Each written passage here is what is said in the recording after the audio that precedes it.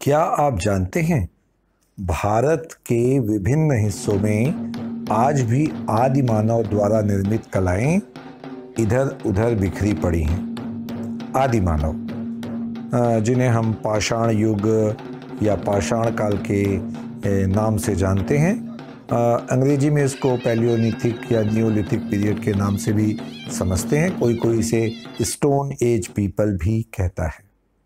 इन आदि मानवों की अपनी एक संस्कृति थी। हम उन्हें किसी भी प्रकार से असभ्य या बेकार नहीं बोल सकते, क्योंकि हर युग में मनुष्य ने एक सभ्यता, संस्कृति और विज्ञान बनाया और उसके हिसाब से अपने जीवन को चलाया।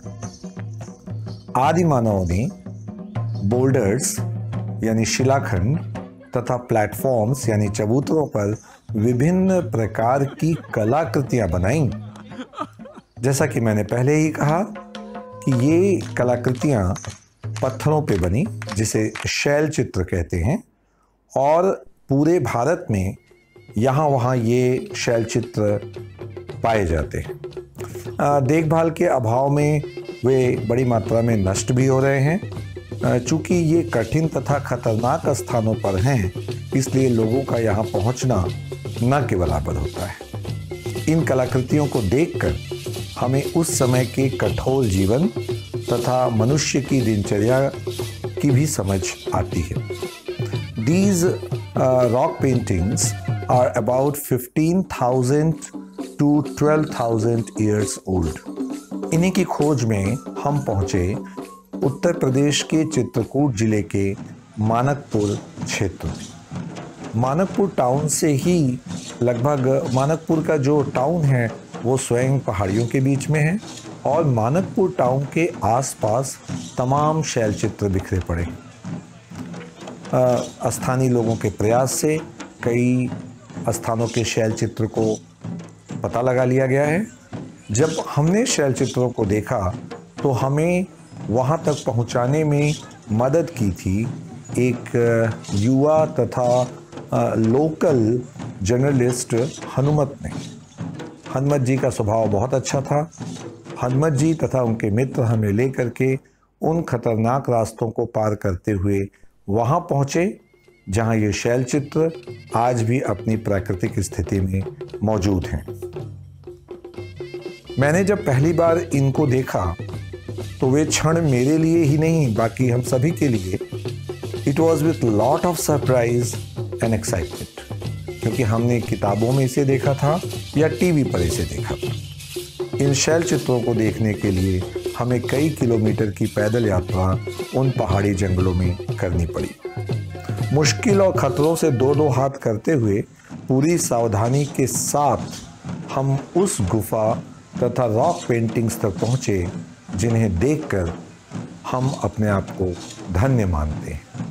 भैंसा, हाथी, घोड़े, मनुष्य, बच्चों के हाथ के निशान तक बनाए गए थे इन शैल चित्रों में। यूं तो पूरे विश्व में मानव निर्मित शैल चित्र फैले हैं, पर यदि इन्हें इनके मूल रूप में आप देखना चाहते हैं तो आपको अपनी व्यवस्था के साथ इन्हें खोजना और देखना होगा। अपने ओरिजिनल फॉर्म में इन्हें देखने के लिए आपको मानसिक, शारीरिक और आर्थिक मशक्कत भी करनी होगी। ये शैल चित्र किस मटेरियल से बनाए गए? आज 15,000 वर्षों के बाद भी इनका अस्तित्व दिख रहा है। ये अपने आप में एक एक्सपेरिमेंट या एक रिसर्च का विषय हो सकता है। अगर हम थोड़ा इसके ऊपर जानकारी लें, अगर इसके ऊपर हम थोड़ी जानकारी प्राप्त करें, तो संभवतः मटेरियल के रूप में आदि मानव ने खरगोश की चर्बी तथा कत्थे का प्रयोग भारत में पान खाने के लिए किया जाता है, उस कत्थे का प्रयोग किया, या संभवतः जंगल में पाई जाने वाली विभिन्न प्रकार की वनस्पतियों का भी उपयोग इसमें किया, जिससे आज भी ये शैल चित्र अपनी मूल स्थिति में सुरक्षित है। आज भी मानिकपुर चित्रकूट के जंगलों और पहाड़ियों में आदि मानव का अस्तित्व छिपा है। जरूरत है तो ऐसे साहसी तथा शोधकर्ताओं की जो इंटरेस्ट रखते हुए इनको खोज सकें, इनको संरक्षित कर सकें, ताकि ये आने वाली पीढ़ियों के लिए एक दर्शनीय स्थान बने।